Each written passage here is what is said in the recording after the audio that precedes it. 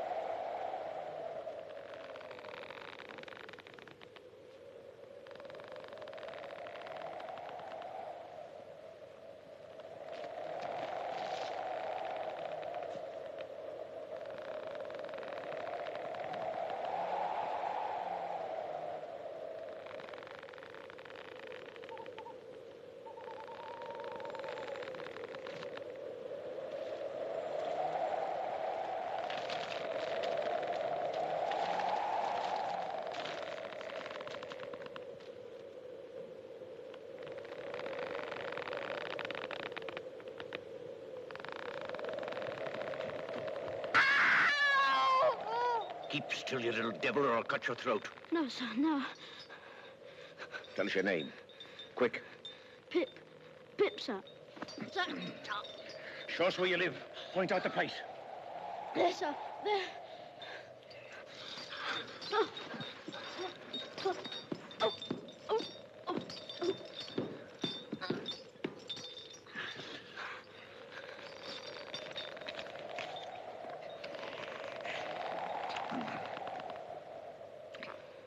Now, where's your mother? There, sir. No, sir. There, sir. Also Georgiana. That's my mother. Ah. And is that your father along with your mother? Yes, sir. Him too. Late of this parish. Ah. And who do you live with? Supposing you're kindly let to live, which I ain't made up my mind about yet. With my sister, sir. Mrs. Joe Gargery. Wife of Joe Gargery, the blacksmith. Blacksmith, eh? Now, look at here. Do you know what a file is? Yes, sir. Do you know what whittles is? Yes, sir. Food, sir. Then you get me a file and you get me whittles, or I'll have your heart and liver out. If you'll kindly let me keep upright, sir, perhaps I shouldn't be sick and perhaps I could attend more. Now, you bring that file and them whittles to me in this churchyard tomorrow morning early. Yes, sir. And never dare to say a word of having seen such a person as me. No, sir. If you do, your heart and liver will be tore out and roasted and ate. There's a young man hid with me, and in comparison with him, I'm an angel. That young man has a secret way of getting at a boy and at his liver. Boy may lock his door, may be warm in bed, but that young man will softly creep his way to him and tear him open. Say, heaven strike you dead if you don't. Heaven strike me dead if I don't. Now you know what you promised, young man. Get off home. Good night, sir.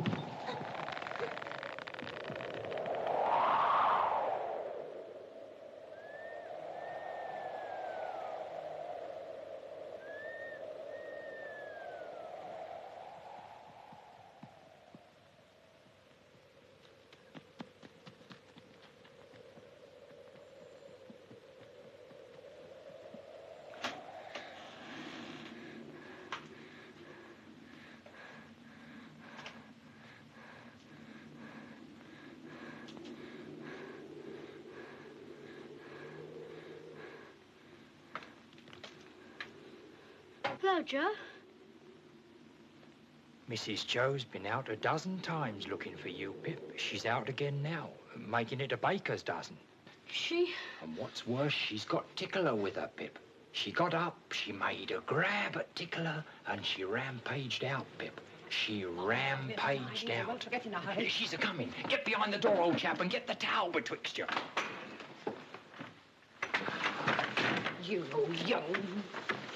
Get out!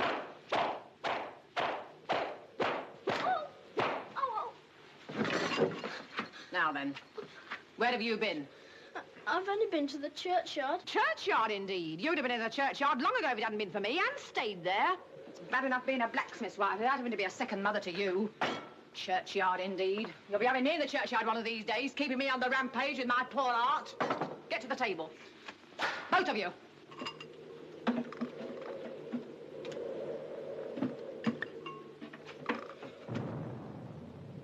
Listen. Was that great guns, Joe? Yes, there's another convict off. What does that mean? Oh, escaped, escaped. There was one escaped last night. They fired a warning of him. This must be a second one. Where does the firing come from? Drat the boy. Ask no questions. You'll be told no lies. Mrs. Joe, I should like to know, if you wouldn't much mind, where the firing comes from. Bless the boy, from the hulks, of course. Oh, hulks. And please, what's hulks? There you go. That's the way with this boy. Answer him one question and he'll ask you a dozen. Hulks are prison ships right across the marshes. I wonder who's put in prison ships and why they're put in there. People are put into prison ships because they murder and because they forge and rob and do all sorts of bad things. And they always start by asking too many questions. Now get on with your supper. Get off to bed.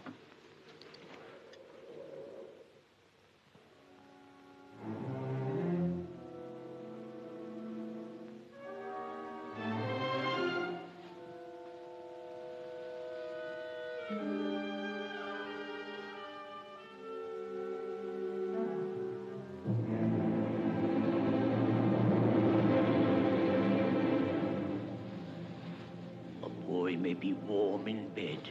He may pull the clothes over his head, but that young man will softly creep his way to him and tear him open.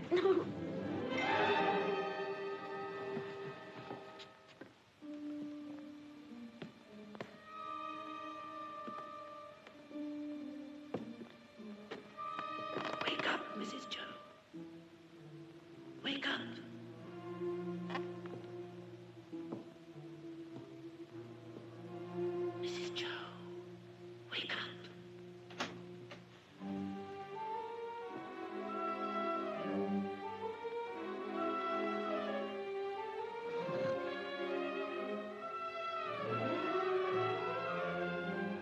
You're a thief, Pip.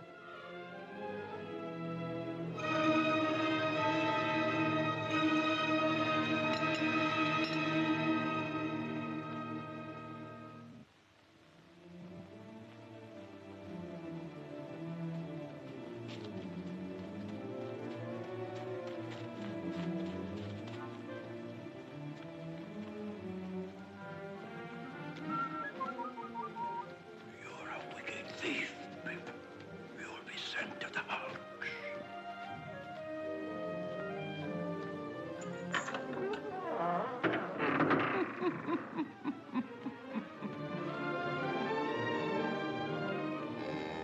A boy with somebody else's brandy. With somebody else's file. Somebody else's pork pie. Stop him! Hello, young thief. I couldn't help it, sir.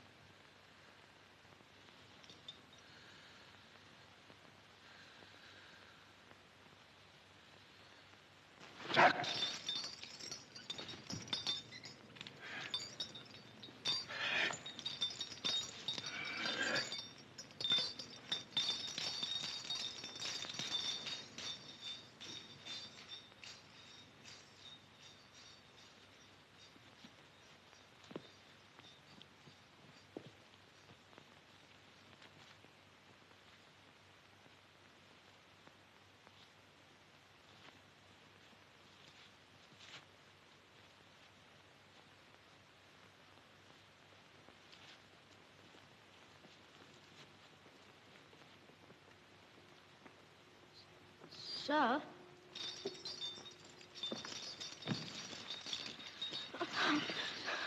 You brought no one with you? No, sir. Now give no one the word to follow you? No, sir. What's in the bottle, boy? Brandy. I think you've got the ague, sir. Oh, I'm much of your opinion, boy.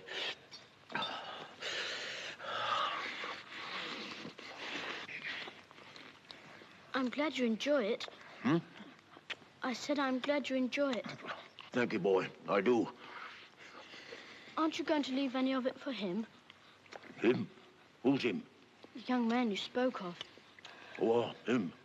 Oh, he don't want no food. He looked as if he did. Looked? When? Just now. Where? Over there. Did you notice anything about him? He had a big scar on his face. No, not here. Yes, there. Give us hold of that file, boy.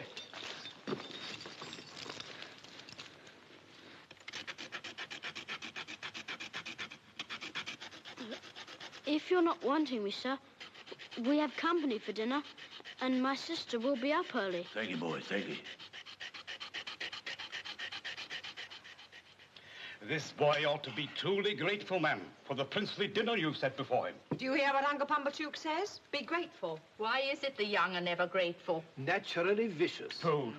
Now, to finish with, I want you all to taste a delicious, delightful gift from Uncle Pumblechook. It's a pie. A savory pork pie. A savory pork pie? Let's have a cut of this pie, Mrs. Doe, and we'll try to do it justice. Clean plates, cold. I always say a bit of savory pork pie will lay atop of anything you may care to mention and do no harm. What's the matter, boy? Nothing, sir. I should think not. Enjoying yourself with your elders and betters? Improving yourself with their conversation? Now then, son, where do you think you're off to? Oh, excuse me, ladies and gentlemen, but I'm on a chase in the name of the king. I want the blacksmith. And what might you want him for, pray? Mrs., speaking for myself, I should reply, for the honor and pleasure of his fine wife's acquaintance. Speaking for the king, I answer, a little job done. You see, blacksmith, we've had an accident with these, and as they're wanted for immediate service, will you throw your eye over them? Convicts, Sergeant? Aye, 2. Have you seen anything of them? Heavens preserve us, no. We haven't seen No. them. Oh, no. Well, we'll find them.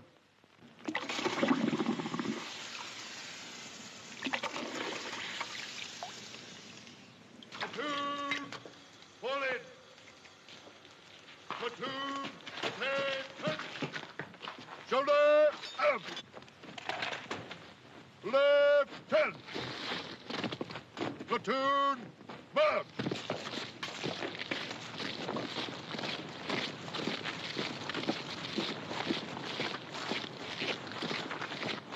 If that boy comes back here with his head blown to bits by a musket, don't look to me to put it together again.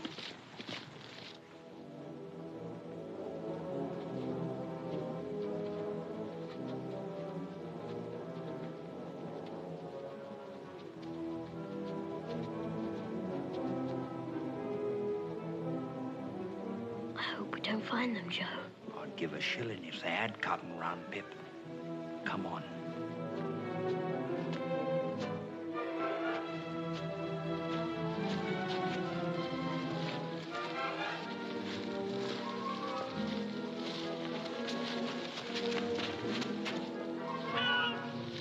Convicts escaping! Come on! Help! This way!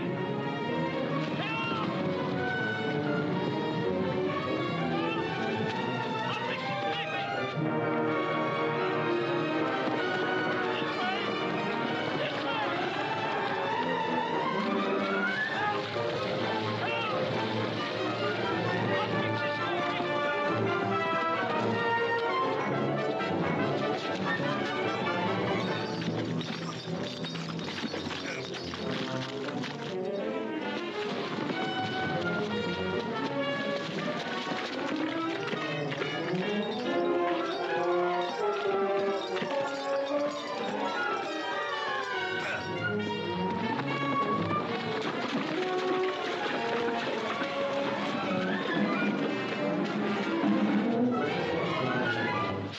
Hey, go.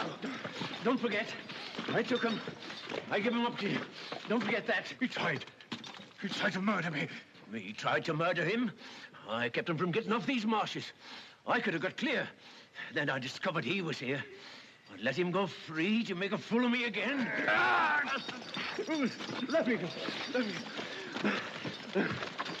Make ready. Present.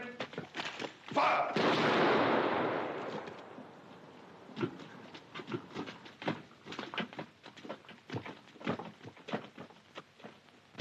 Hands.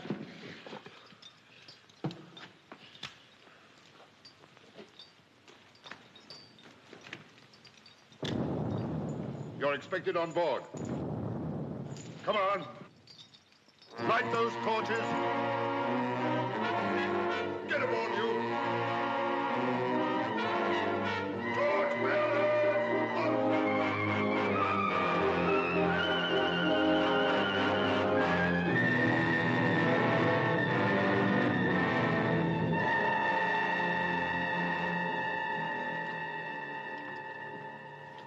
I wish to say something respecting this escape. It may prevent some persons laying under suspicion along me. What is it? I took some food from the blacksmith near the village, over yonder. It was a dram of liquor and a pie. You happen to have missed such an article as a pie, blacksmith? Well, my wife did the very moment you came in. Oh, so you're the blacksmith, are you? Then I'm sorry to say I've eat your pie. Oh, you're welcome to it as far as ever it were mine. We don't know what you've done, but we wouldn't have you starved to death for it, poor miserable fellow creature, would us, Pip? Give way, you. Cast off there.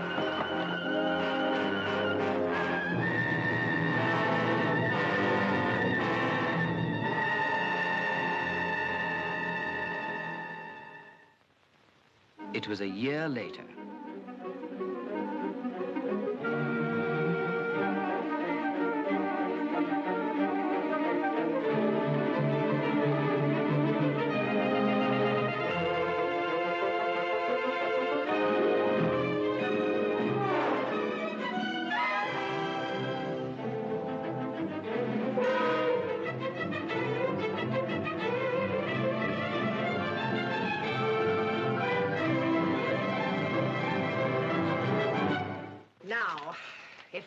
Ain't grateful this day, he never will be. But it's only to be hoped he won't be pampered.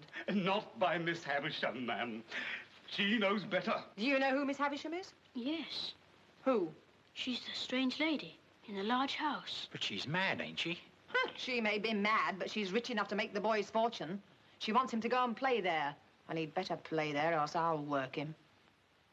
Well, wonder how she comes to know our Pip. Oh, Laura mussy me.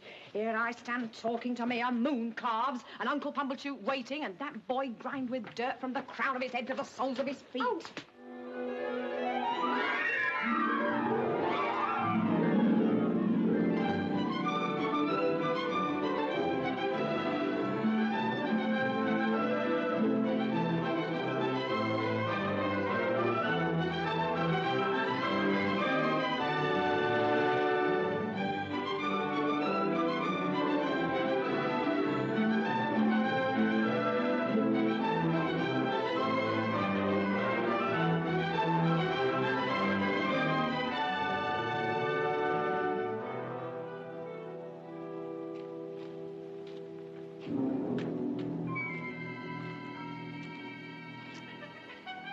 Ring the bell, boy.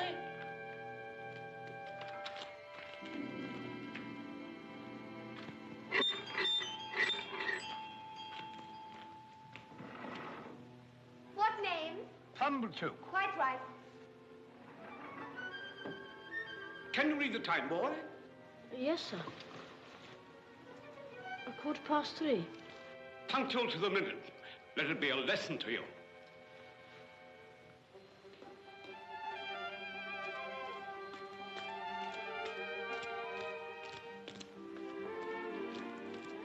This is Pip. So this is Pip, is it? Come in, Pip. Oh, do you wish to see Miss Havisham?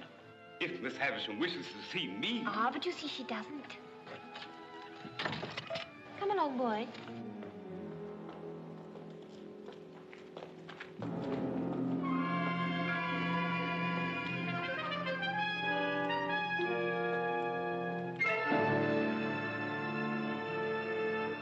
Your clock stopped, miss. It should say 3:15. Don't loiter, boy.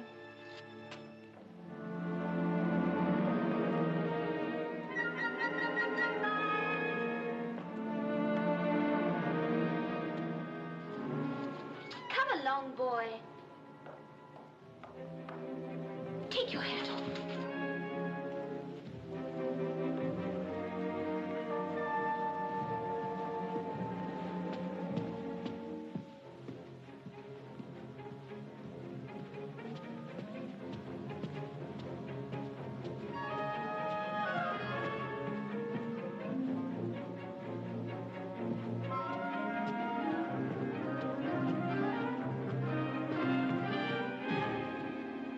This door, boy. After you, miss. Don't be silly. I'm not going in.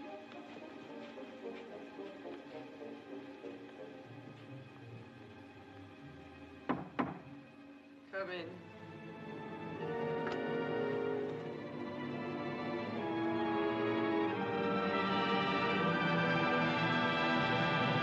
Who is it? Pip, ma'am. Pip. Mr. Pumblechook's boy. Come to play. Come nearer. Let me look at you.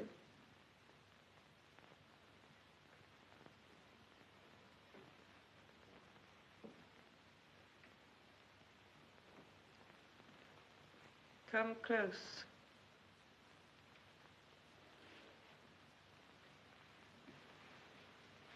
Look at me. You're not afraid of a woman who has never seen the sun since you were born. No. Do you know what I touch? Here? Your heart. Broken.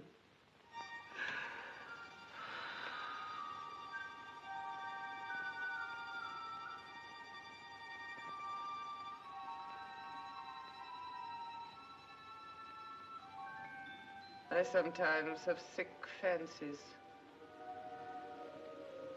And I have a fancy I should like to see someone play.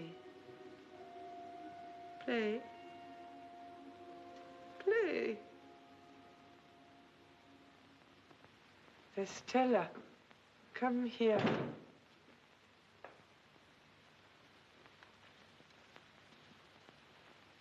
Your own, one day, my dear. And you will use it well. Let me see you play cards with this boy. With this boy? But he is a common laboring boy. And look at his boots. Well, you can break his heart. What do you play, boy? Only begging my neighbour, miss. Beggar him. 4 for the ace. 1 for a jack. He calls the knaves jacks, this boy. And what coarse hands he has. You stupid, clumsy, laboring boy. She says many hard things of you, but you say nothing of her. What did you think of her? I don't like to say. Tell me in my ear. I think she's very proud. Anything else? I think she's very pretty. Anything else? I think she's very insulting. Anything else? I think I should like to go home now. And never see her again, though she is so pretty. I'm not sure that I wouldn't like to see her again, but I think I'd like to go home now. You shall go home soon. Play the game out. Wait here, boy.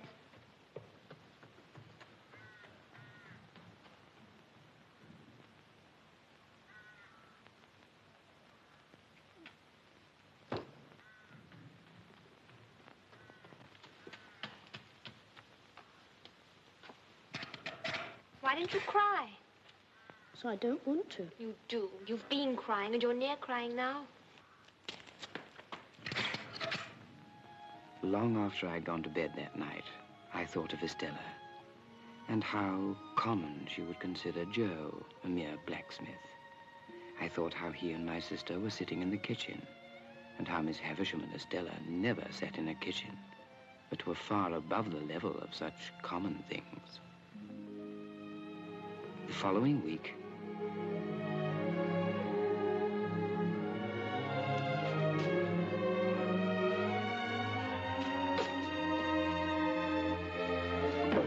Would come this way today, boy.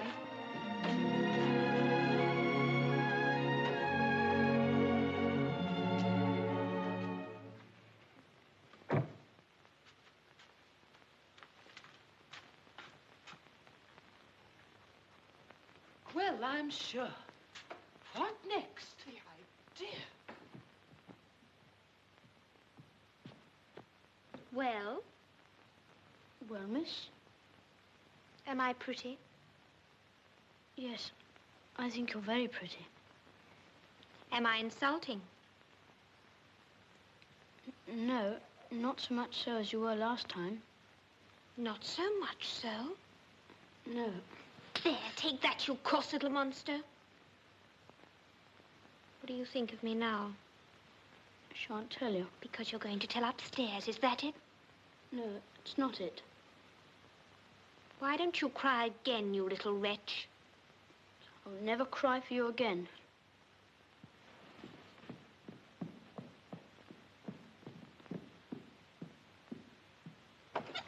In there, boy.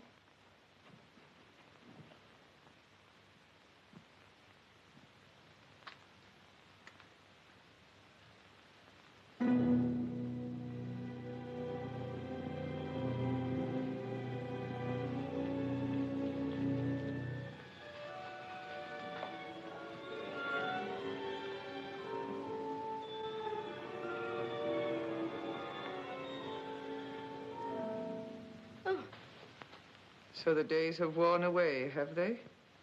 Yes, ma'am. Today. There. I know nothing of days of the week, nothing of weeks of the year. Do you know what that is? There? I can't guess what it is, ma'am. It's a great cake. A bride cake. Mine. On this day of the year, long before you were born, this heap of decay was brought here. It and I have worn away together. Mice have gnawed at it. And sharper teeth than teeth of mice have gnawed at me. There. Walk me. Walk me, walk me.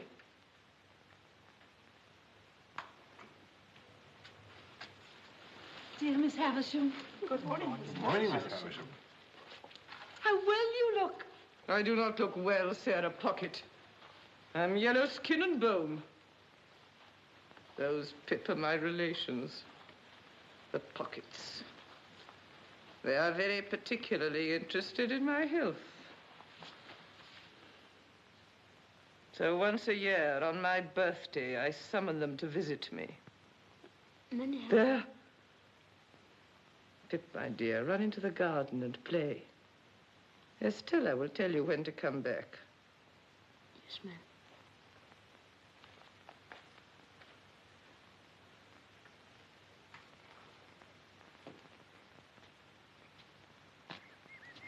Hello, young fellow. Hello, Who gave you leave to prowl about? Mrs. Stella. Come on, fight. Oh, stop a minute there. I ought to give you a reason for fighting, too.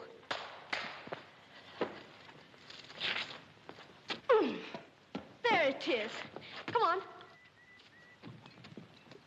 Are you satisfied with the ground? Quite satisfied, thank you. Good.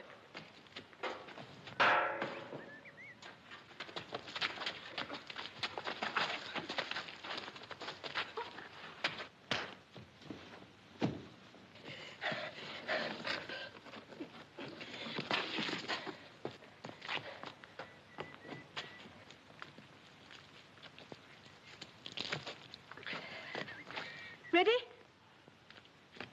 Ready?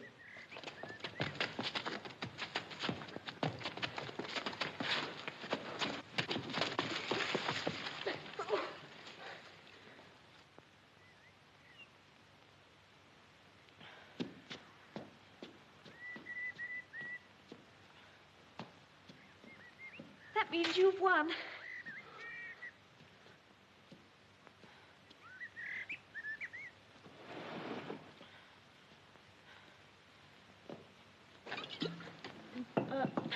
Can I help you? No, thank you. I'm quite all right. Good afternoon, then. Same to you.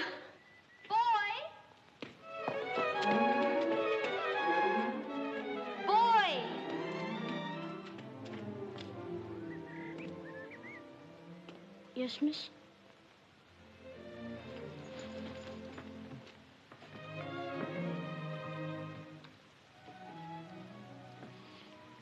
You may kiss me if you like.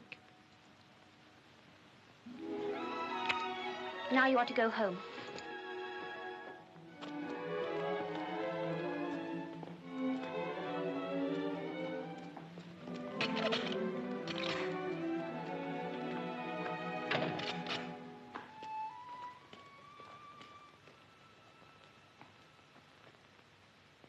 3 months later, my sister became ill and was laid to rest in the churchyard on the marshes. The occasion was marked for me not so much by the passing of Mrs. Joe as by the arrival of Biddy.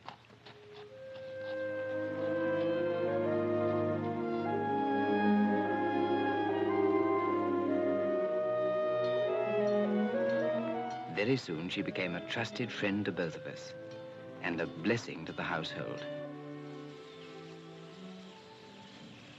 Biddy, I want you to help me. Don't I help you, Pip? Oh, yes. You help me a lot with my letters and figures. But this is a secret. Oh? What is it? Biddy. Yes? Biddy, I want to be a gentleman.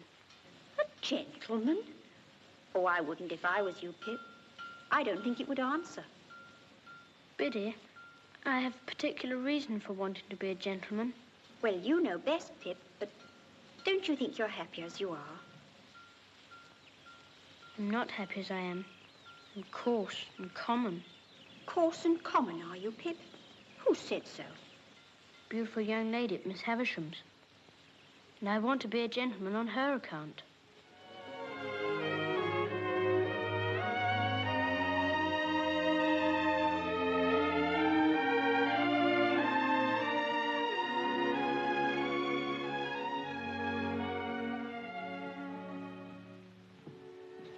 Whom have we here? A boy. Boy of the neighborhood, eh? Yes, sir. How do you come here? Miss Havisham sent for me, sir. Well, behave yourself. I've a pretty large experience of boys, and you're a bad lot of fellows. Now, mind you behave yourself. Yes, sir. Take this in there, boy. Yes, miss. From this moment, I entered upon the regular occupation of pushing Miss Havisham in her chair. As we began to be more used to one another, Miss Havisham talked more to me and asked me such questions as what I'd learnt and what I was going to be. Estella was always there and always let me in and out, but never told me I might kiss her again.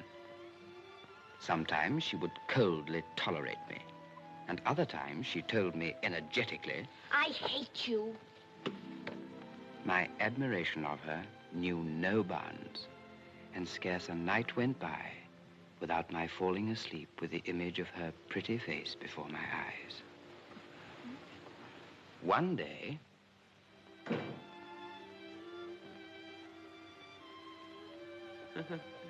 Does she grow prettier and prettier, Pip? Yes, Miss Havisham. There, there. That's all till next time. Miss Havisham, I can't come next time. This is sad news, Pip. Why not? Tomorrow's my birthday. I'm 14. Oh, and you start your apprenticeship with a blacksmith, do you not? Yes, Miss Havisham. Why so glum, Pip? Are you not excited by your new venture? I used to think I would be, but I'm not now. Pip, here are some golden sovereigns. A gift from me. Thank you, Miss Havisham. Do with them what you please. You've earned them well. Thank you. Come and see me on your next birthday. Yes, Miss Havisham. Estella, show him out. Goodbye, Miss Havisham.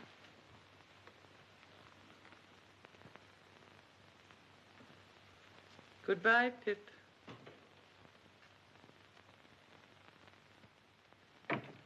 You'd better say goodbye to me, because I'm going away too. Going away? Yes. I'm going to France to be educated for a lady. Be educated for a lady? Yes. Well, aren't you sorry I'm going? Yes, Estella. I'm very sorry. I wish I knew when you were coming back. But I wish... What do you wish? I wish I could kiss you goodbye.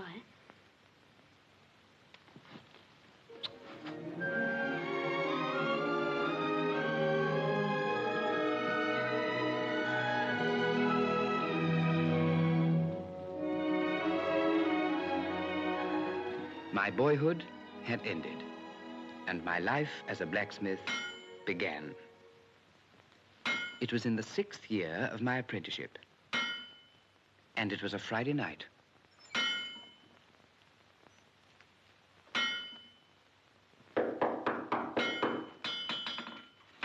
Are you the blacksmith by name Joseph or Joe Gargery? Yes, sir. Have you an apprentice commonly known as Pip? Is he here? I'm Pip, sir. Ah, so you are Pip. Yes, sir. My name is Jaggers. I'm a lawyer in London. I wish to have a private conference with you two. We'd better go into the house. Now, Joseph Gargery, I am the bearer of an offer to relieve you of this young fellow, your apprentice. You would not object to cancel his apprenticeship for his own good, at his own request? You would want nothing for so doing? Heaven forbid I should want anything for not standing in Pip's way. Very well, then. I come now to this young fellow. And my communication to him is that he has great expectations. I am instructed to communicate to him that he will come into a handsome property. Further, that it is the desire of the present possessor of that property that he shall be immediately removed from his present sphere of life and from this place and be brought up as befits a young gentleman of great expectations. Now, Mr. Pip, you are to understand first that it is at the request of the person from whom I take my instructions that you always bear the name of Pip. If you have any objection, now's the time to mention it. I have no objection. I should think not, indeed. Secondly, Mr. Pip, you are to understand that the name of the person who is your liberal benefactor is to remain a profound secret until that person chooses to reveal it.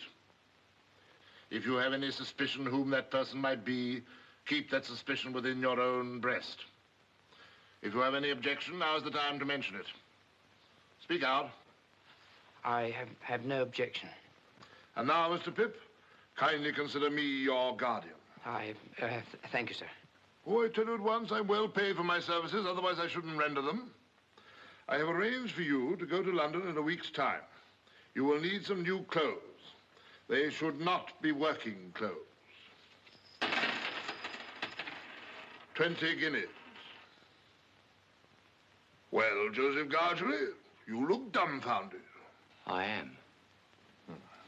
Then good night, Mr. Gargery.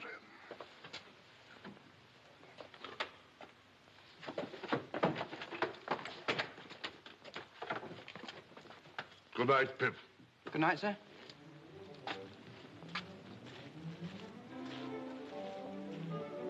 Pip, a young gentleman of great expectations. Biddy!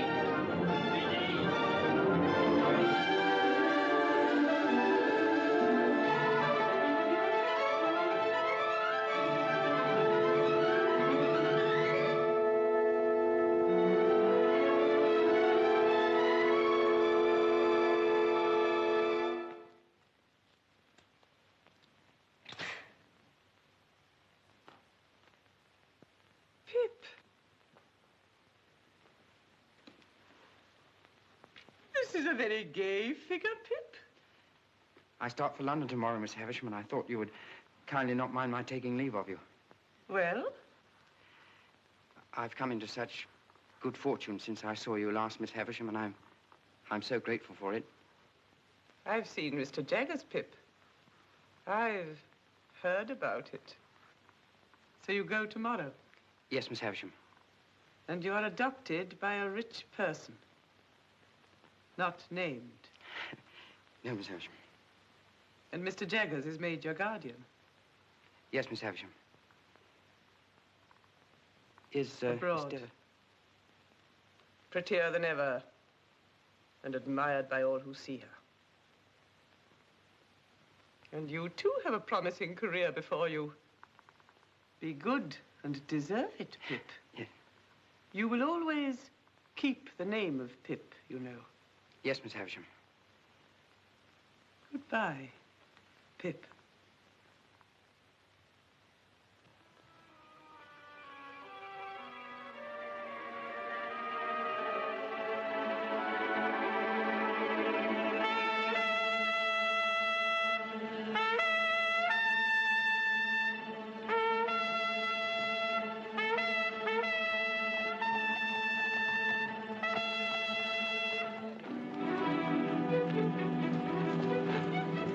Well, bye, Joe. God bless you, dear old Pip. God bless you. Bye, Biddy. Bye, Pip.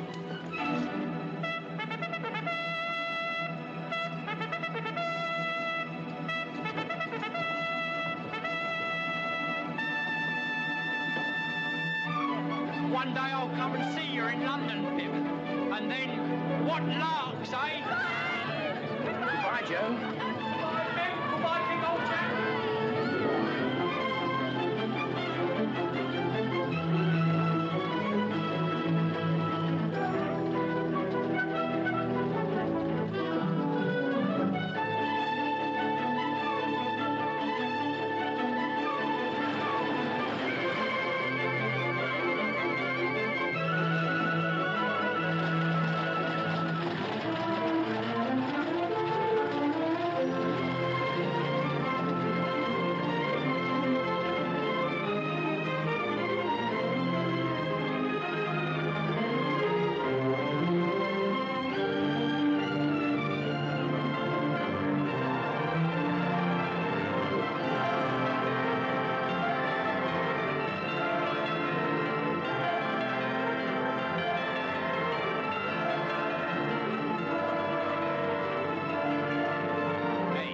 London.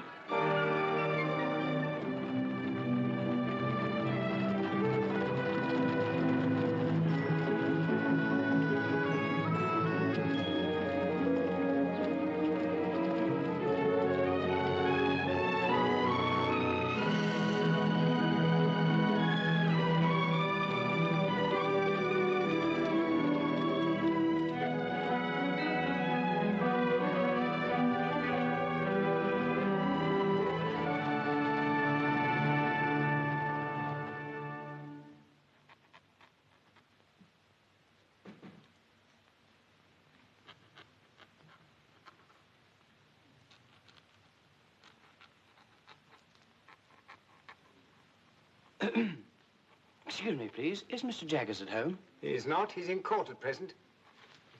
Am I addressing Mr. Pip? Yes, I'm Mr. Pip. Mr. Jaggers left word, would you wait in his room? Come this way, please. He couldn't say how long he might be, but it stands to reason his time being valuable, he won't be longer than he can help. Go and wait outside, Mike. All right. Hope I'm not interrupting. Oh, certainly not. Oi! Your first time in London, Mr. Pip? Yes, sir. I was new here once. Rum to think of it now. Whose likeness is that? That? Oh, this is our most famous client. Got us a world of credit.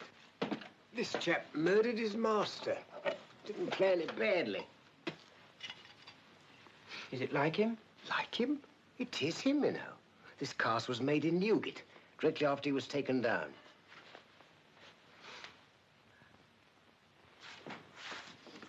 Oh, your man comes on this afternoon. Have you got the witness? Yes, Mr. Jaggers. Wait here. Mr. Pip's here. Good. Ah, so you've arrived safely, Mr. Pip. Good morning. Good morning, Mr. Jaggers. Now, we can soon settle you. Wemmick, Mr. Pip's file. Wemmick here will conduct you to a Mr. Herbert Pocket's rooms in Barnard's Inn, where you will live. Oh, sit down, Mr. Pip, sit down. Mr. Pocket will be able to give you a good lead as to the places in London with which you shall become acquainted. I take it that is agreeable? Yes, Mr. Jaggers. Ah, next, money.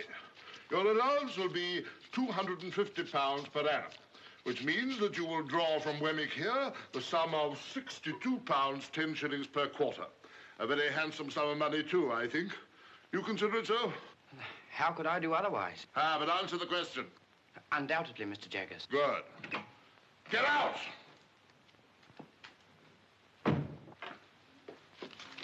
Now, here is a list of the tradespeople with whom you may run up an account. Wemmick, take Mr. Pip round to Barnard's Inn. Yes, sir. I shall check the bills and pull you up if I find you getting on too well. Of course, you'll go wrong somehow, yes, but that's no fault of mine.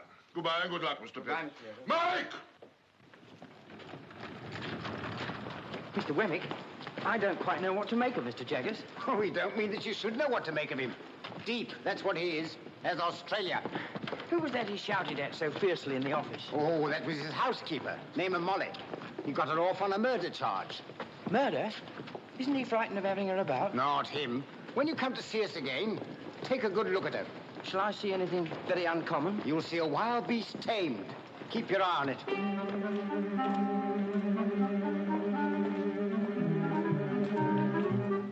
Here we are. Mr. Pocket's on the first floor. You don't want me anymore? No, thank you, Mr. Wemmick. As I keep the cash, we shall most likely meet pretty often. Oh, well. Very glad, I'm sure, to make your acquaintance. Good day. Good day, sir.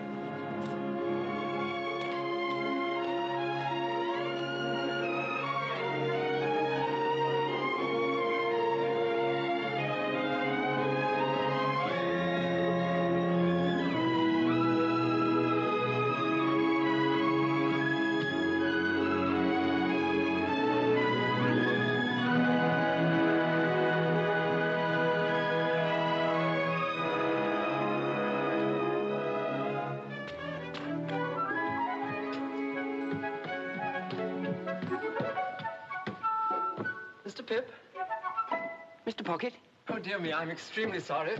But the fact is, I've been out on your account, for I thought, coming from the country, you might like a little fruit. And I went to Covent Garden Market to get it good. Well, thank you. It's very nice of you. Can I take the parcels? It sticks, you know.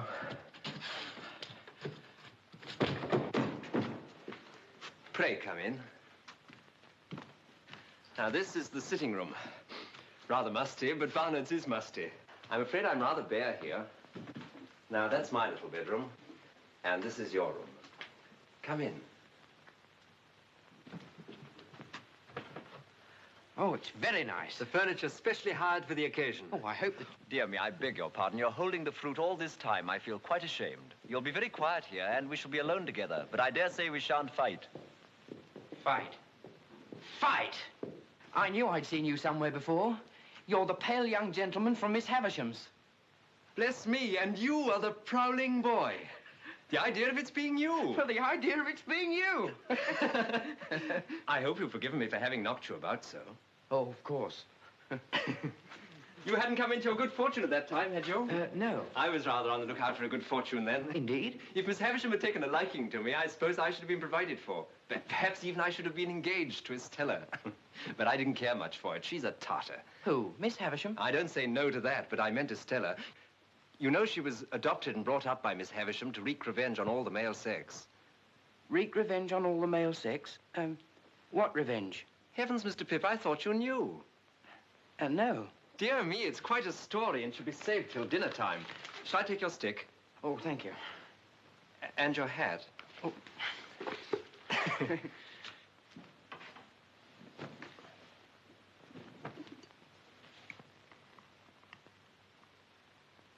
Herbert. Yes, my dear Pip. As I've been brought up a blacksmith, I'd take it as a great kindness if you'd give me a hint when I go wrong in my manners. With pleasure, though. I should guess you'd need very few hints. Thank you very much. Now, Please tell me more of Miss Havisham. Ah, yes, Miss Havisham. But let me introduce the topic by pointing out that in London it's not the custom to put the knife in the mouth, for fear of accidents. It's scarcely worth mentioning, only it's as well to do as other people do. Oh, I must apologize. Thank Not you at very all, much. I'm sure. Now, Miss Havisham was an heiress, and as you may well suppose, was looked upon as a great match. Well, one day there appeared upon the scene a certain man. I never saw him, for this was 25 years ago.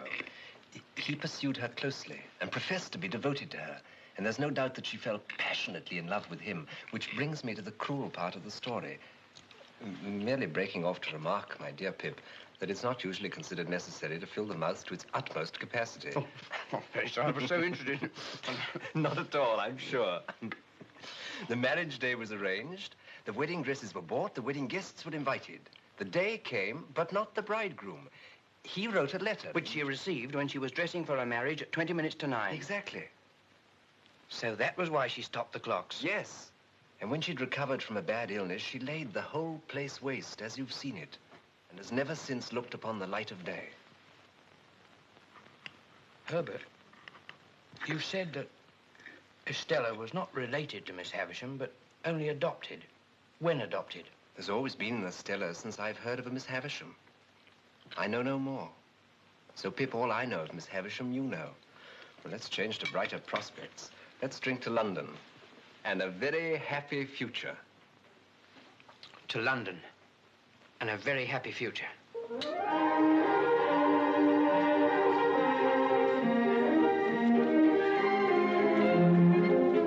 2, 3, 4. Now, all together, Mr. Pip. That's right.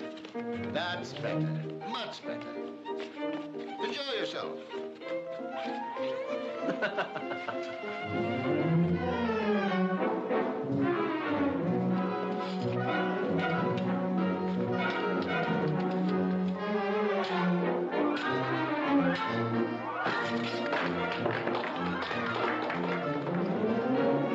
Ready?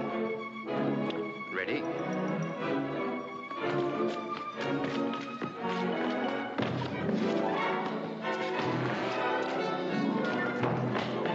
Forgive me, Herbert.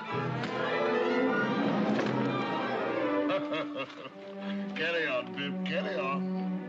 And so, if I could buy some new furniture and perhaps one or two other little things, I think I could be quite at home at Barnard's Inn. Do it. I knew you'd get on. How much do you want?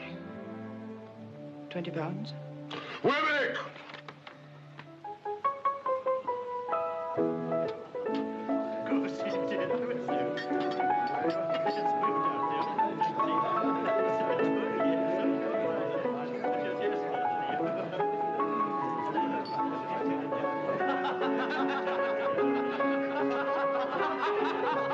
Well, Pip, I should say you were at home.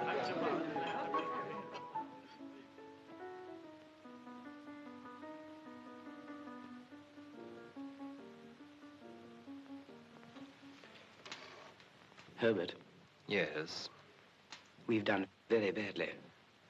very badly. Thank heaven for my birthday.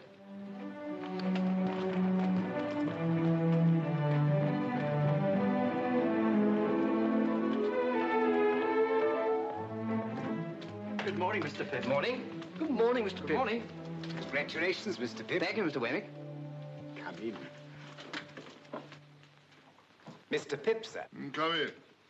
21, eh, Pip? I must call you Mr. Pip today. Congratulations, Mr. Pip. Thank you, Mr. Jaggers. Sit down.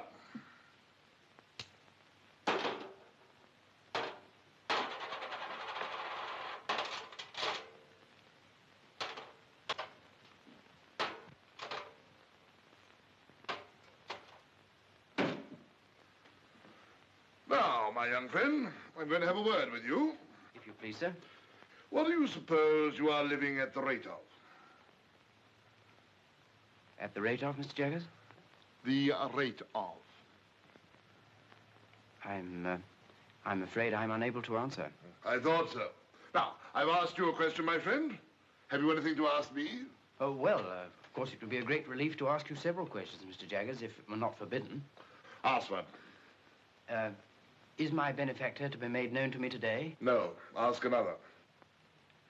Well, I was just wondering if I had anything to receive. I thought we should come to that. Wemmick! Mr. Pip, you have been spending pretty freely of late, and you're in debt, of course. I'm afraid I must say yes, sir. You know you must say yes, don't you? Yes, sir. Wemmick, hand Mr. Pip that piece of paper. Now, unfold it and tell me what it is.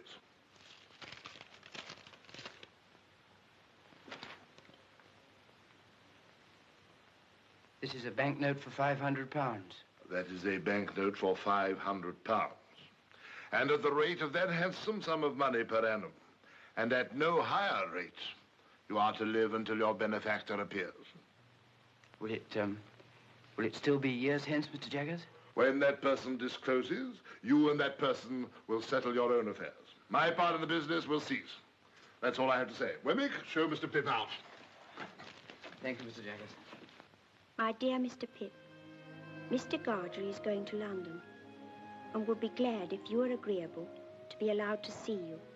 He will call Tuesday morning at 9 o'clock. We talk of you in the kitchen every night and wonder what you are saying and doing. No more, dear Mr. Pip, from your ever obliged and affectionate servant, Biddy.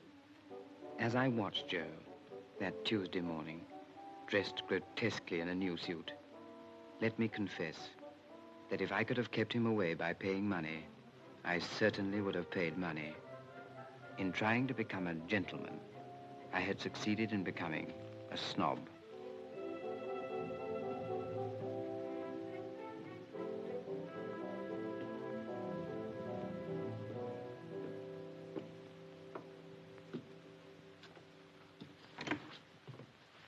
Joe. How are you, Joe? Pip. How are you, Pip? Come in, Joe.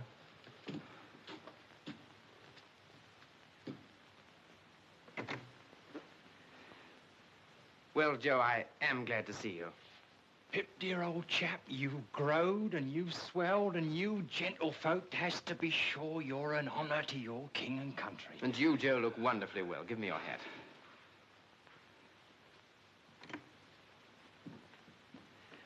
Oh, Herbert, this is Mr. Joe Gargery.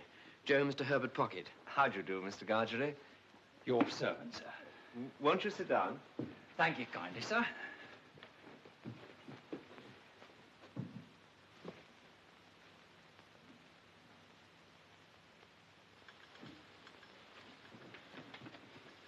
Will you take tea or coffee, Mr. Gargery? Oh, thank you kindly, sir. I'll take whichever is most agreeable to yourself. What do you say to coffee? Thank you kindly, sir. Since you are so good as to make choice of coffee, I'll not run contrary to your opinions. But don't you find that rather heating? Say tea, then.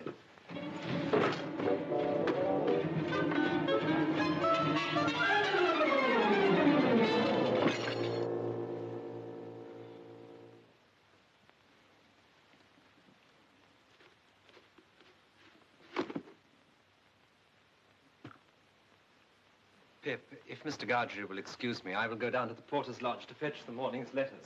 Thank you kindly, sir.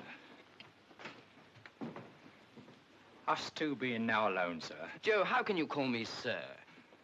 Us two being now alone, Pip, I will mention what have led to me having the present honor.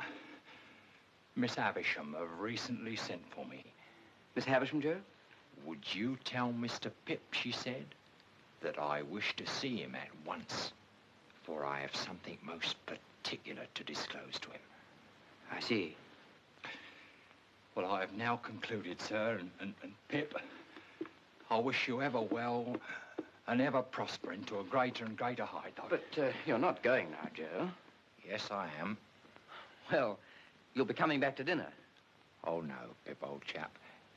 You and me is not two figures to be together in London. I'm wrong in these clothes, Pip.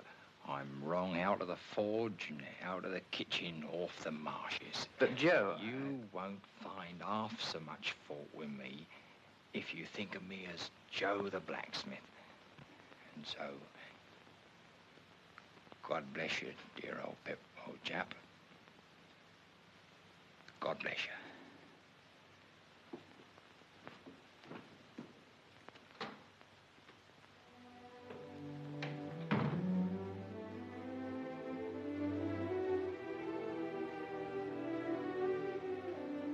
All that day, Joe's simple dignity filled me with reproach. And next morning, I began the journey to our town, knowing that I should sleep that night at the forge. But as the miles went by, I became less convinced of this and invented reasons and excuses for not doing so. Joe, Pip's here. Oh, we didn't expect you, Pip. Pip, your bed's not ready. We thought for certain you'd be staying in the town. You must stay in the town. Gentlemen, always stay at the Blue Boar. Blue Boar, Rochester. All other swindlers upon earth are nothing to the self-swindlers. And with such pretenses did I cheat myself. Surely a curious thing. Come in, Pip. How do you do? How do you do, Miss Havisham? You kiss my hand as if I were a queen. Well? I thought that you were so kind as to wish to see me, Miss Havisham. Well?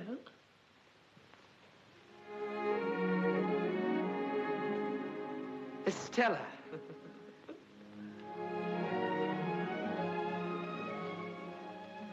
Well, Pip? Stella, this is an unexpected pleasure. I didn't think to find you here. You two must have a lot to say to each other.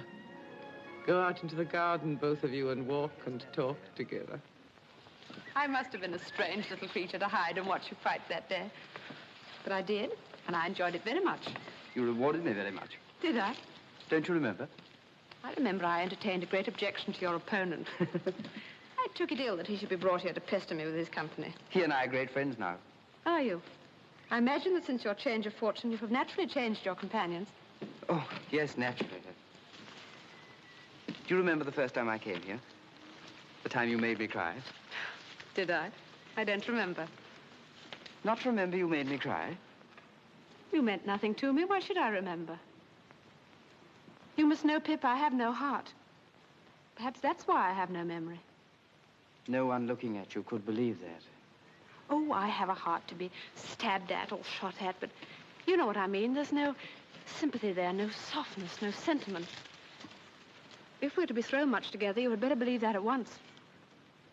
I can't believe it, Estella. Very well. It's said at any rate. But remember how I've been brought up, and don't expect too much of me. Come, Pip. You shall not shed tears for my cruelty today. We'll go just once more round the garden and then go in. Miss Havisham will be expecting you at your old post. Is she beautiful?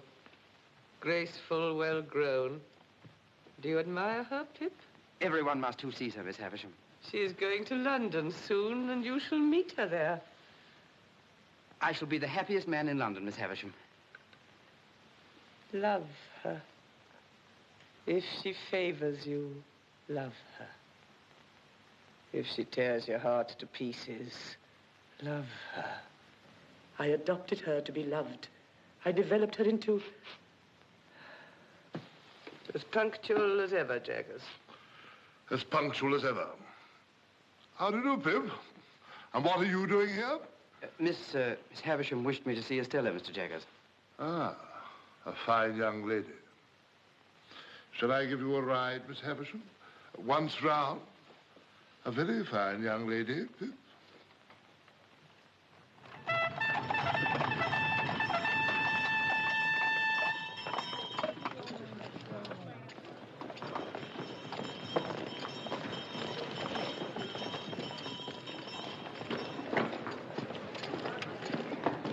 Estella. Pip. How nice to see you, Estella. My lesson from Miss Havisham is this.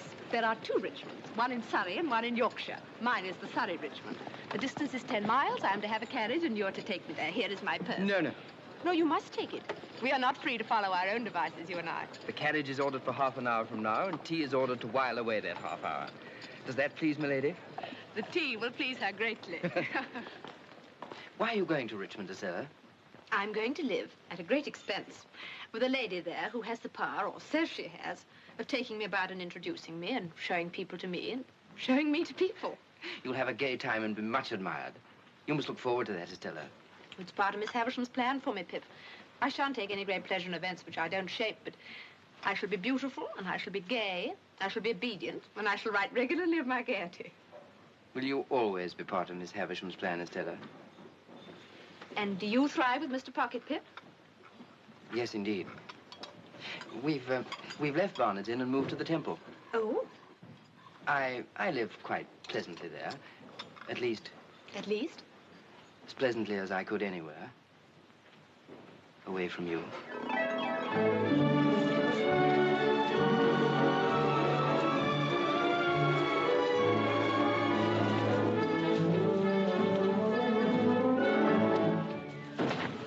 All through that summer, I saw a great deal of Estella, and I was very happy. Until I realized, somewhat uncomfortably, that she had many admirers. It was not until the winter that fate threw her in the way of Bentley Drummle.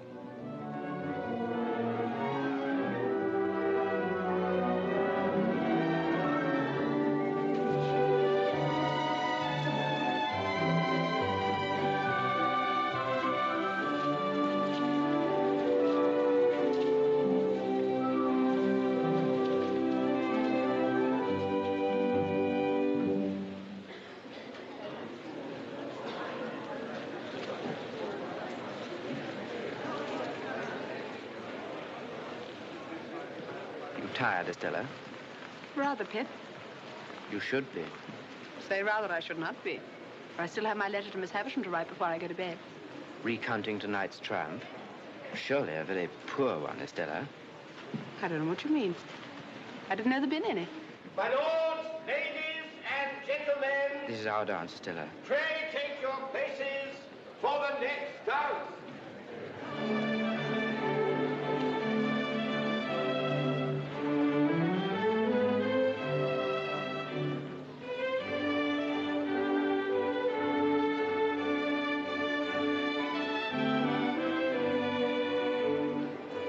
Estella, look at Drummle.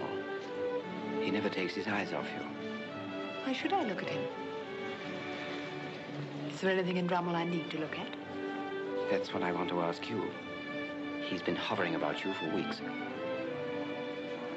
Moths and all sorts of ugly creatures hover about a lighted candle. Can the candle help it? My lords, ladies, and gentlemen, pray take your partners for the Spanish polka.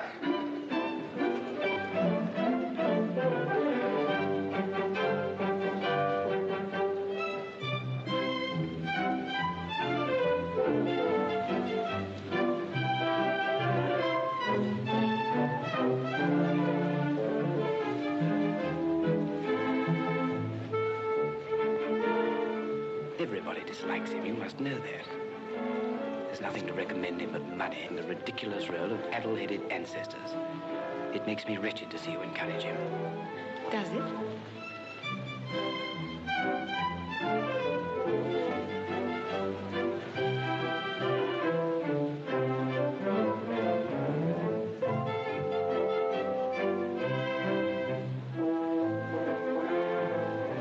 You give him looks and smiles such as you never give to me.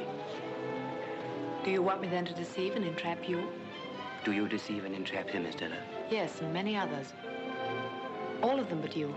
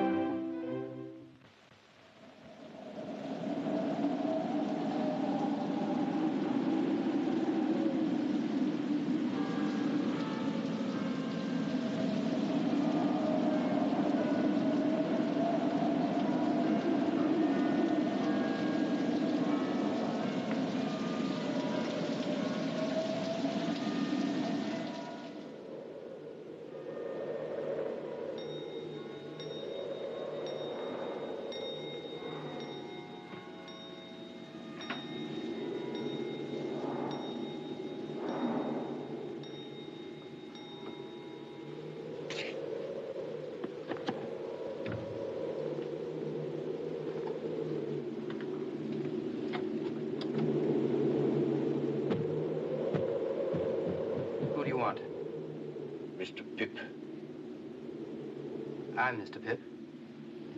What's your business? My business? Ah, yes, I'll explain my business by your leave. Do you wish to come in? Yes, I wish to come in, master.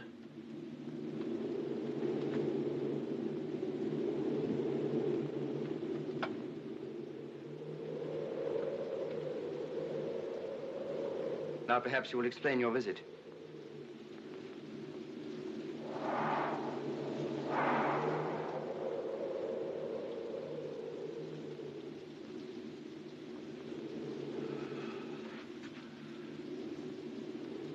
It's disappointing to a man after having looked forward so distant and come so far. Oh, but you're not to blame for that. What do you mean? I'll speak in half a minute. Give me half a minute, please.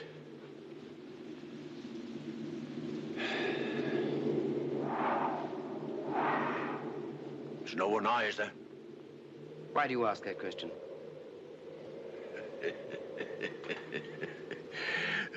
You're a gayman. I'm glad you growed up a gayman. Now I know who you are. The churchyard. The churchyard on the marshes. You're the convict I gave the food to. You acted nobly, my boy. Noble, Pip, and I've never forgot it. If you're grateful to me for what I did when I was a child, and you've come to thank me for it, there's no need. However, since you've found me out, will you drink something before you go? Yes, I will drink, I thank you, before I go.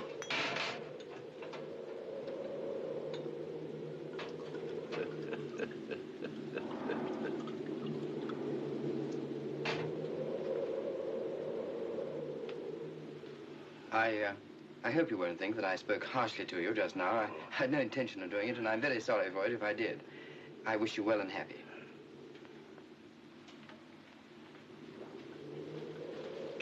How have you been living? I've been a sheep farmer, away in the New World, in New South Wales. I hope you've done well. I've done wonderful well. I'm famous for it. Oh, I'm very glad to hear it.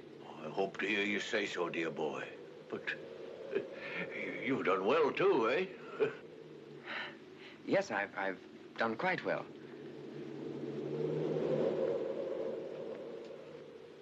May I make so bold as to ask how you've done well since you and me was out in those lone, shivering marshes? How? Oh. Yes, I've been chosen to succeed to some property. Might I be a varmint ask what property? I don't know. Might I be a varmint ask whose property? I don't know. Could I make a guess, I wonder, at your income since you come of age? As to the first figure now. 5?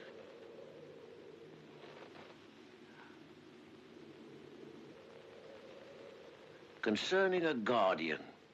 There ought to be a guardian or such like when you were a minor. Some lawyer, maybe. As to the first letter of that lawyer's name now, would it be J? As the employer of that lawyer whose name began with J and might be Jaggers, I wrote from Portsmouth to a person in London for particulars of your address. That person's name? Why, Wemmick.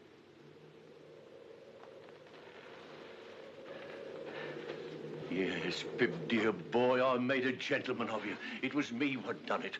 I swore that time that as sure as I earned a guinea, that guinea would go to you. And that there hunted dog what you kept life in got his head so high that he made a gentleman. And Pip, you're him. Why, I'm your second father, Pip, and you're my son. And how good looking you've growed. There's a pair of bright eyes somewhere, eh? Isn't there a pair of bright eyes what you love the thoughts of? They shall be yourn, dear boy, if money can buy 'em. But didn't you never think it might be me? No, never. Well, you see, it was me. And single-handed. Never a soul in it but me own self and Mr. Jaggers. Was there no one else? No, who else should there be? Well, where are you going to put me, dear boy? Put? Oh, to sleep. Who's that? Don't be alarmed. It's Mr. Pocket, who shares these rooms with me. Phew. What a night. Hello. Herbert, something very strange has happened. This is a visitor of mine. Take it in your right hand. Say, strike me dead on the spot if I split in any way, whatever.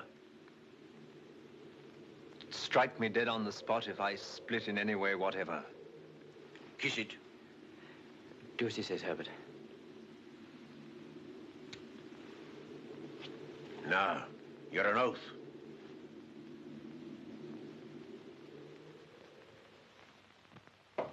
Come in. You can go now, Molly. Now, Pip, be careful. I will, sir. Don't commit yourself. Don't commit anyone. You understand me? Anyone. Mr. Jaggers, Don't tell me anything. I don't want to know anything. I'm not curious. I merely want to assure myself that what I've been told is true. Did you say told or informed? Told would seem to imply verbal communication. You can't have verbal communication with a man in New South Wales, you know. I will say informed, sir. Good. I've been informed by a person named Abel Magwitch that he is the benefactor so long unknown to me. That is the man in New South Wales. And only he. And only he. I'm not so unreasonable, sir, as to hold you at all responsible for my mistakes and wrong conclusions. But I always supposed that it was Miss Havisham. As you say, Pip, I am not at all responsible for that. Yet it looked so like it, sir. Not a particle of evidence, Pip. Take nothing on its looks, take everything on evidence. There is no better rule.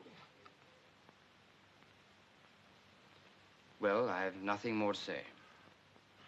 I think you should know that I communicated with Abel Magwitch in New South Wales and reminded him that if ever he should present himself in this country, it would be an act of felony, rendering himself liable to the extreme penalty of the law. Take a look out of that window, Pip.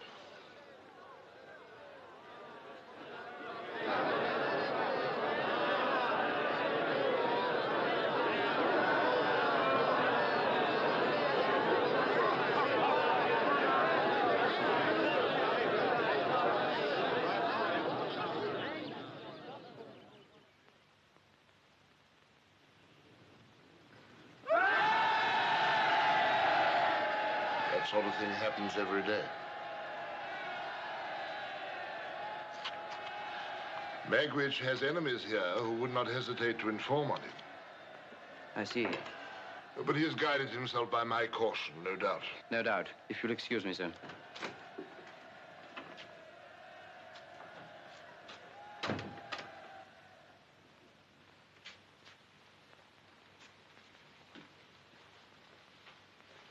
There's no other alternative. He must be got out of the country, and I shall have to go with him. Why must you go with him? He's risked everything on my account. I can do no less than stand by him now. What will you say to Estella? I'm at a loss to know what to say to her. She'd never understand about him. But I must see her before I go.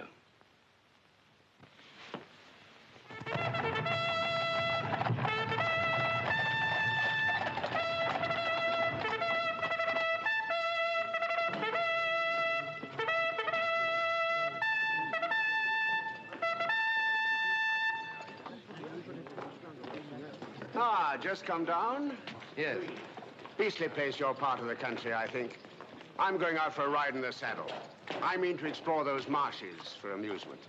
Out of the way villages there, they tell me. Curious little public houses and smithies and that. Mr. Drommel, I didn't seek this conversation. I don't find it a very agreeable one. I'm sure you don't. But don't lose your temper. Haven't you lost enough without that? What do you mean? Look here, you, sir. The lady is joining me later, so take her horse round her house in an hour's time. Very good, sir. And don't forget to tell the waiter I don't dine, because I'm going to dine with the lady. Aye,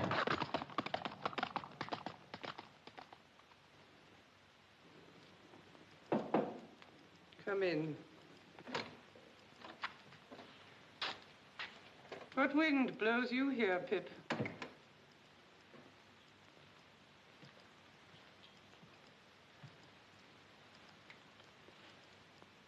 I went to Richmond yesterday to speak to Estella, Miss Havisham. And finding that some wind had blown her here, I followed. What I have to say to Estella, I will say before you presently in a few moments. It will not surprise you. It will not displease you. I'm as unhappy as you could ever have meant me to be. I have found out who my patron is. It isn't a fortunate discovery, and is not likely ever to enrich me in reputation, station, fortune, anything. But there are reasons why I can say no more of that. It is not my secret, but another's. It is not your secret, but another's. Well? When you first caused me to be brought here, Miss Havisham, I suppose I really did come here as any other chance boy might have come, as a kind of servant, to gratify a want or a whim and to be paid for it. Aye, Pip, you did. And that Mr. Jaggers was... Mr. Jaggers had nothing to do with it. His being my lawyer and the lawyer of your patron was a coincidence. He holds the same relation towards numbers of people. But when I fell into the mistake that I've so long remained in, at least you led me on. Yes. I let you go on. Was that kind? Who am I? For heaven's sake, that I should be kind. Well, what else? Estella, I should have said this sooner, but for my long mistake, which led me to believe that Miss Havisham meant us for one another.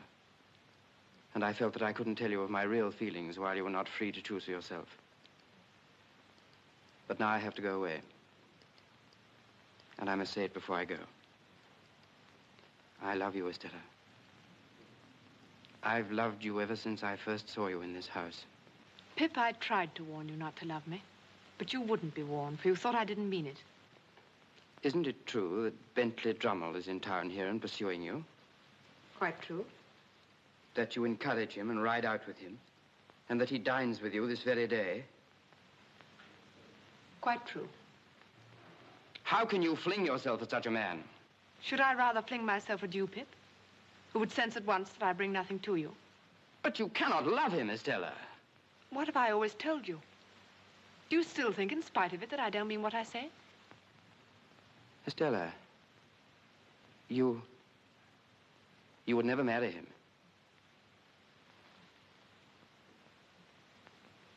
Why not tell you the truth? I am going to be married to him.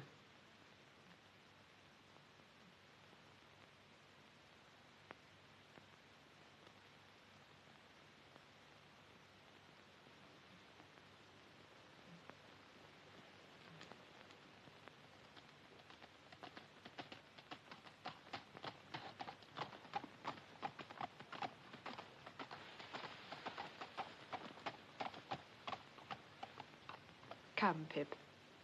Don't be afraid of my being a blessing to him. I shall not be that. Here is my hand. Let us part on this. You'll get me out of your thoughts in a week.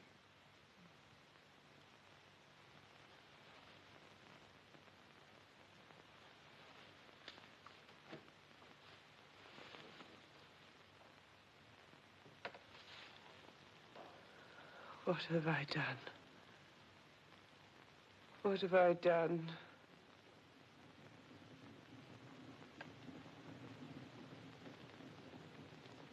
If you mean what have you done to me, Miss Havisham, let me answer. Estella has been part of my existence ever since I first came here, the rough, common boy whose heart she wounded even then. She has been the embodiment of every graceful fancy that my mind has ever known. To the last hour of my life, she cannot choose but remain part of my character. Part of the little good in me, part of the evil. But you may dismiss me from your mind and conscience. But Estella is a different case. And if you can ever undo any scrap of what you've done amiss, in keeping part of her right nature away from her, it will be better to do that than to bemoan the past through 100 years.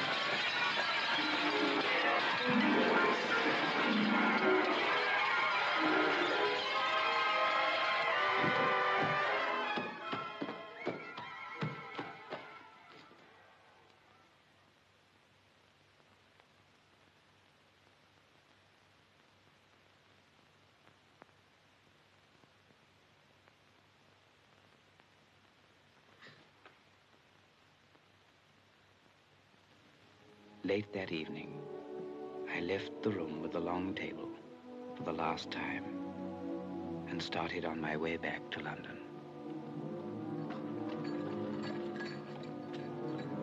Ah, Mr. Pip, I believe. Good morning, sir. Good morning, Big. I have a note for you, sir. The messenger who brought it said it's urgent.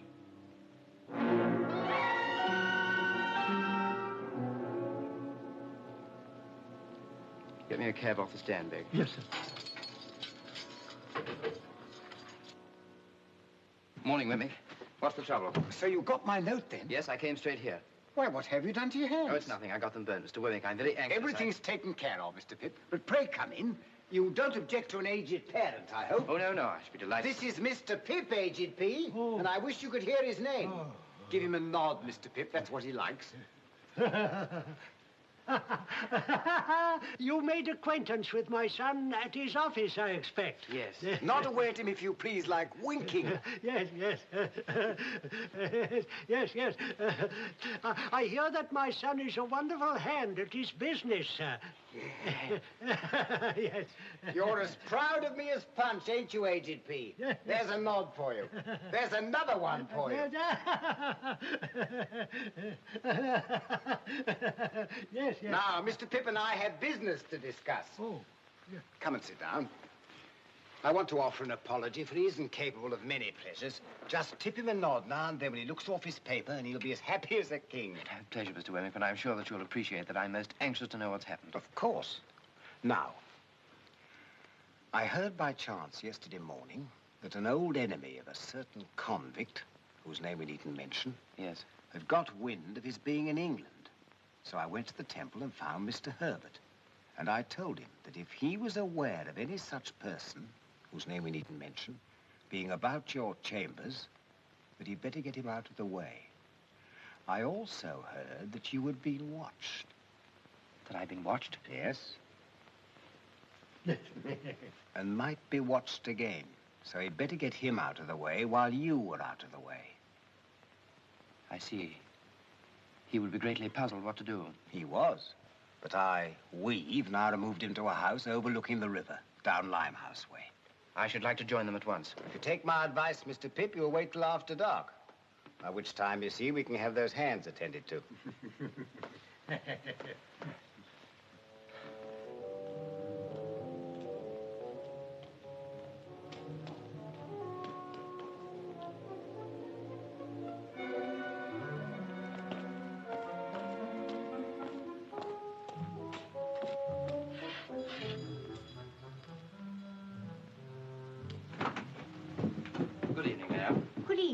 Thank you, Mrs. Wimple, and you can send up our supper, if you will. Very good, sir. How is he? All's well.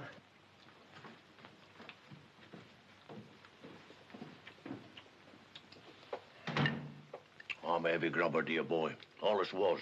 Are you sure that you can rely on Wemmick's judgment and sources of information? Aye, Wemmick knows. He spoke to me of a particular enemy of yours. Do you know who that might be? Aye. That was the man you saw fighting with me on the marshes, the man with the scar. He turned informer on me then to save his own skin, and he'd do it again to see me hanged. But no sneaking rat like him's going to make me leave, my boy. Well, if you're worried about that, there's no need. I'm coming with you. No. You're a gay one. What a gay one my boy's turned out to be, eh? The following day, I sent Herbert to make some inquiries. He found that the packet boat for the continent left Gravesend Pier at high tide every Thursday. I set myself to hire a boat. It was soon done. I couldn't get rid of the notion of being watched, and how many undesigning persons I suspected of watching me, it would be hard to calculate.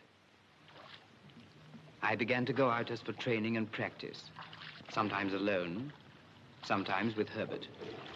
We were out in all weathers, and became, as was our intention, familiar figures on the river. My burns were still very painful. We made it a practice that Herbert should embark from the place nearest to the house where our convict was hidden. As the hours of the tide changed, we took to going further downriver. There, on the marshes, we found a lone public house where we decided to stay on the night of our escape. And from a nearby buoy, we timed the passing of the packet boat.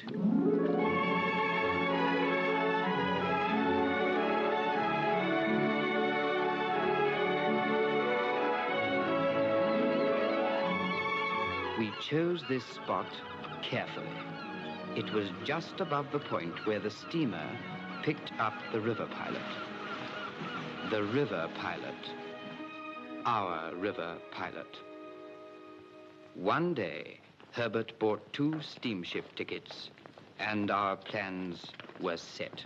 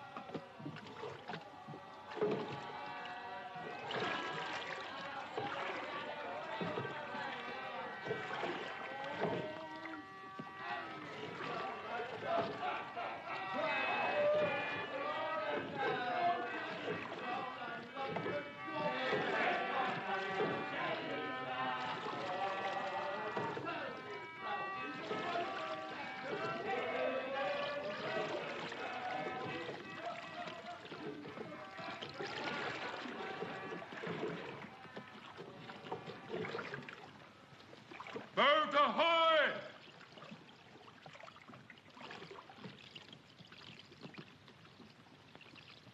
Ahoy there!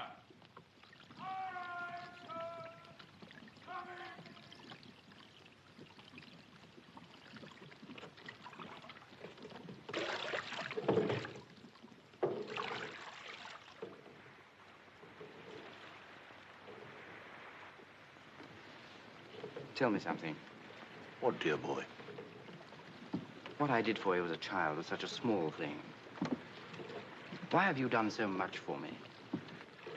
I had a child of my own once, Pip. A little girl who I loved and lost. What happened to her? I don't know. It's a dark part of my life, dear boy. Ain't worth telling. But when on those lone, shivering marshes, a boy was kind to a half-starved convict, that boy took the place of the child he had lost. Pull on your left.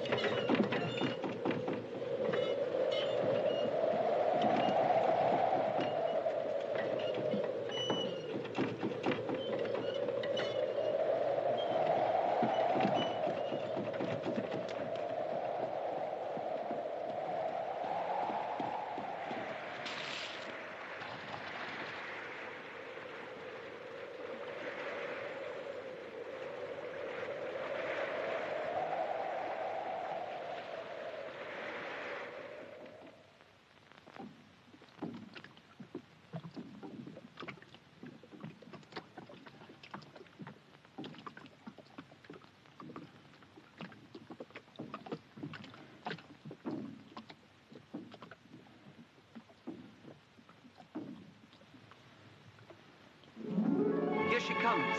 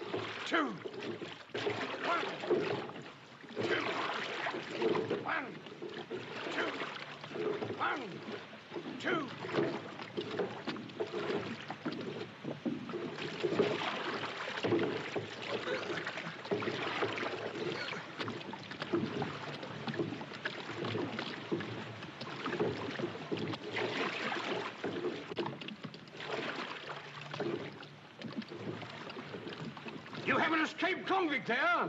That's the man in the stern. I call upon him to surrender and you to assist.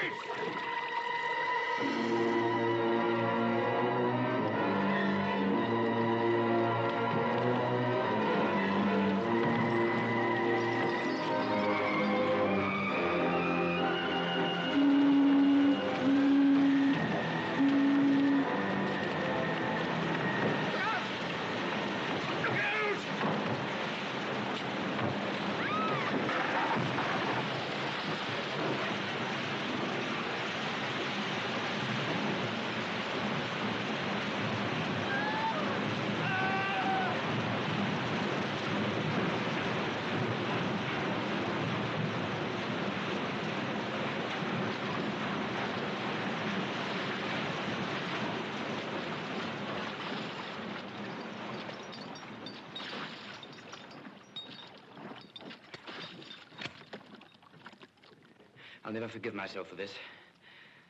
I'm all right, dear boy. I'm content to have seen my boy and to take my chance. Jaggers will help us. He'll get you off all right.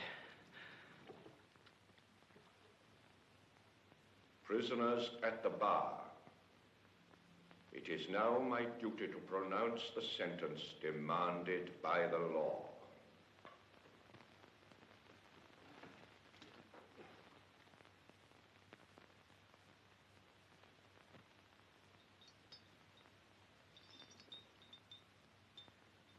The sentence of this court is that you be taken hence to the place from whence you came, and from thence to the place of execution,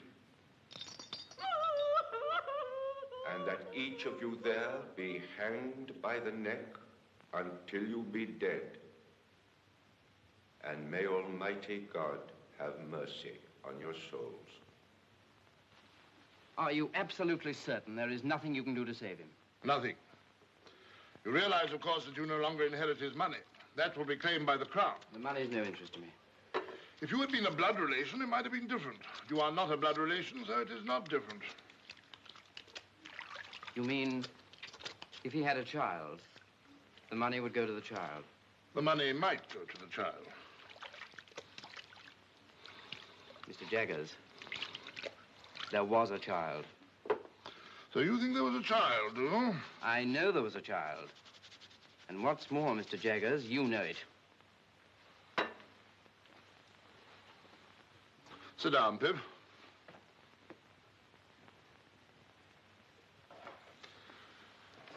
I'm going to put a case to you, Pip, but I admit nothing.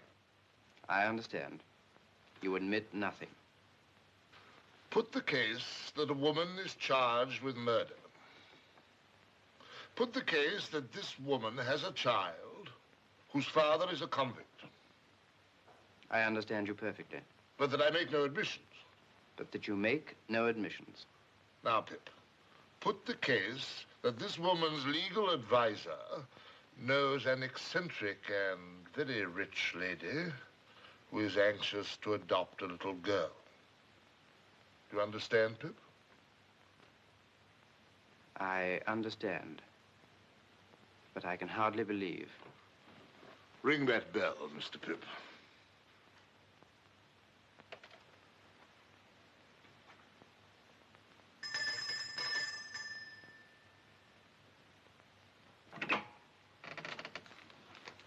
Yes, sir? Basin. Yes, sir.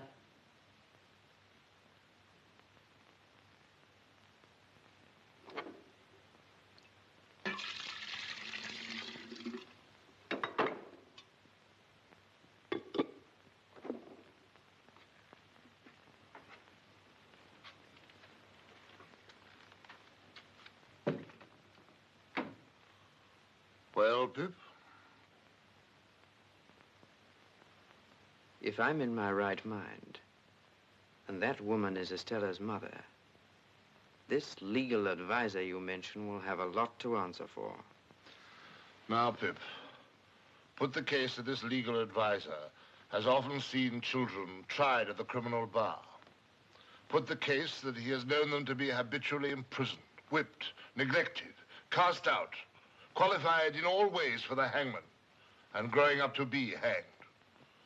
Put the case that here was one pretty little child out of the heap that could be saved. Put that last case to yourself very carefully, Pip. I do, Mr. Jaggers. Did he do right? He did right. Good. Does Estella know? You mean, does the little girl know? Yes. No, she does not know. She must never be told. As to that, she has a claim to her father's property. The legal advisor must use his own judgment. Her father's condition is considerably worse. He has been moved to the prison infirmary.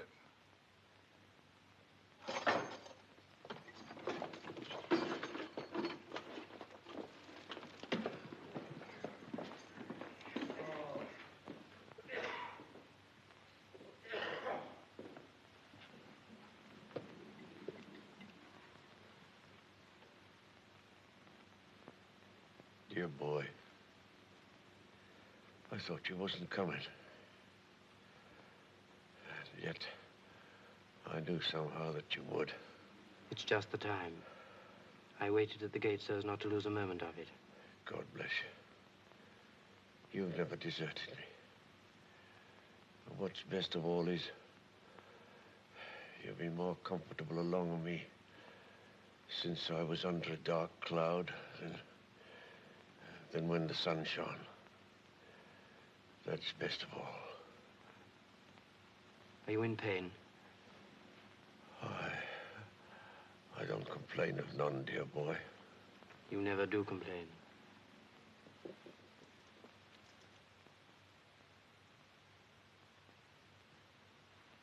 You better stay.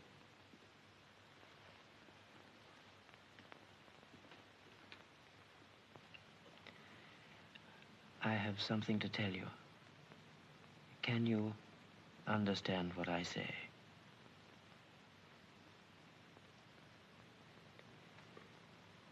You had a child once, whom you loved and lost.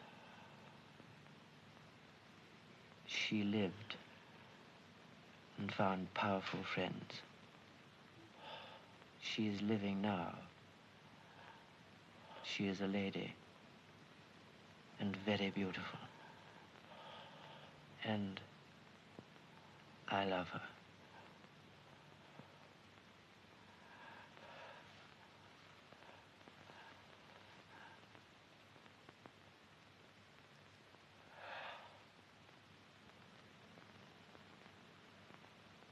Oh, Lord, be merciful to him, a sinner.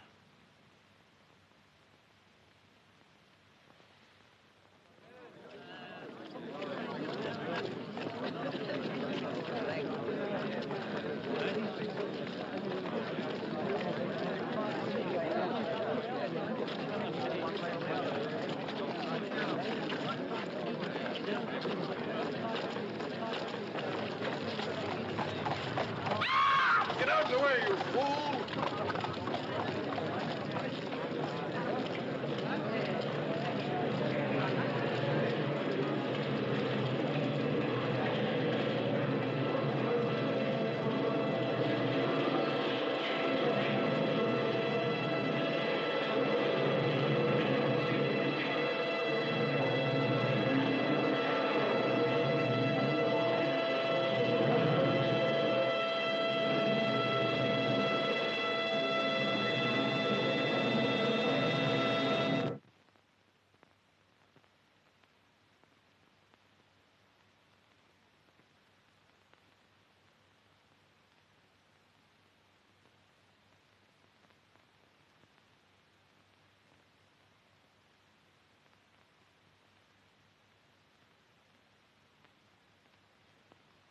Is it, Joe?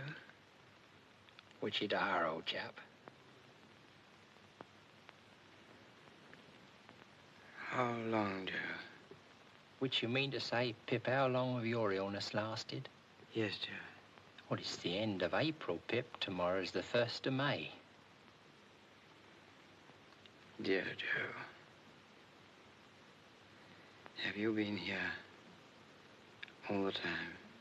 Oh, pretty nigh, old chap.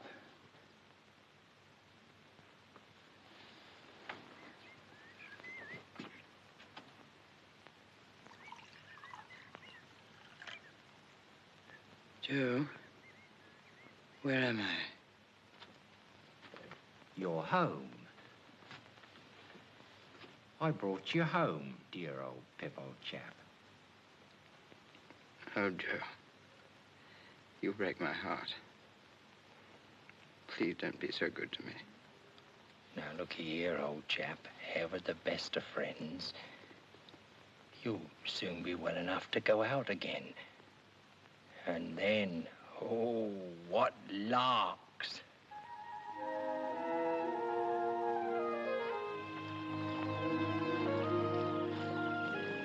Billy, you have the best husband in the world.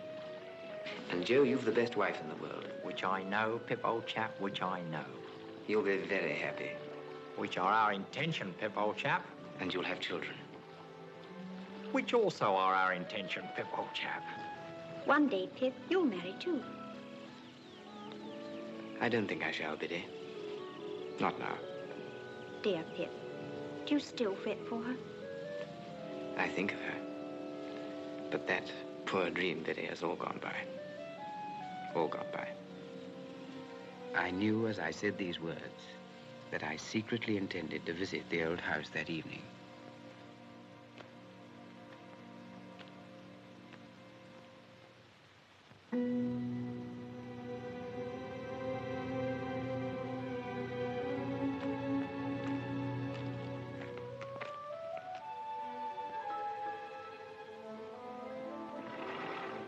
What name? Tumblechook. Quite right.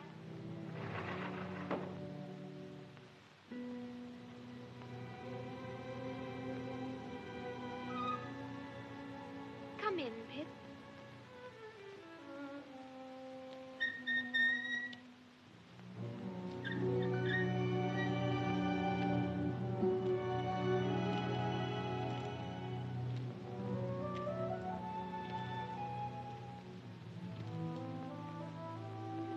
I know nothing of days of the week, nothing of weeks of the year. Don't loiter, boy.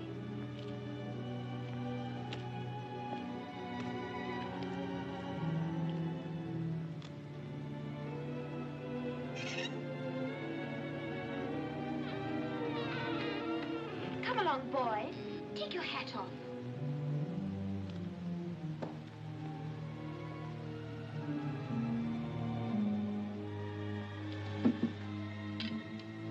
Whom have we here? A boy. A boy of the neighborhood, eh? But he is a common laboring boy. You can break his heart. This door, boy.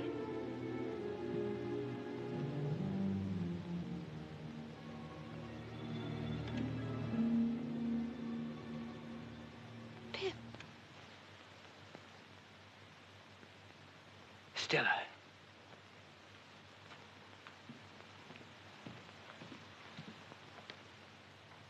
Stella, what are you doing here? I thought you were in Paris with your husband. I have no husband, Pip. Have you not heard? I've been ill, Stella. I've heard nothing. When Mr. Jaggers disclosed to Bentley Drummle my true parentage, he no longer wished to have me for a wife. Well, Pip, why don't you laugh? You've every right to. I've no wish to laugh, Stella. I'm truly sorry. You've no need to pity me. It has simplified my life. There's now no need to sell the house. It is mine, and I shall live here. I shall like it here, Pip. Away from the world and all its complications.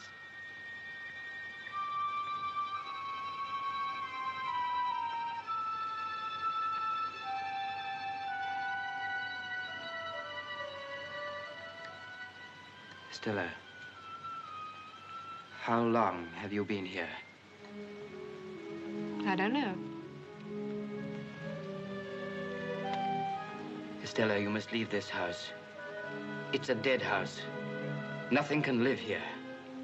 Leave it to Stella, I beg of you. What do you mean? This is the house where I grew up. It's part of me. It's my home. It's Miss Havisham's home. But she's gone, Stella. Gone from this house, from you, from both of us. She is not gone. She is still here with me in this house, in this very room. Then I defy her. I have come back, Miss Havisham. I have come back to let in the sunlight.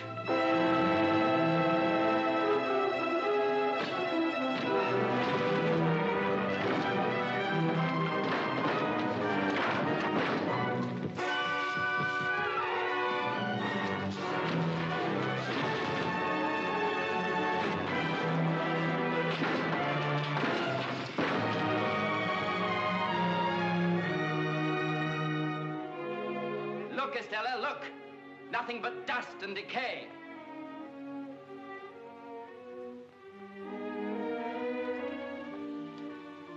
I've never ceased to love you, even when there seemed no hope for my love. You're part of my existence, part of myself. Estella, come with me, out into the sunlight. Look at me. Pip, I'm afraid. Look at me.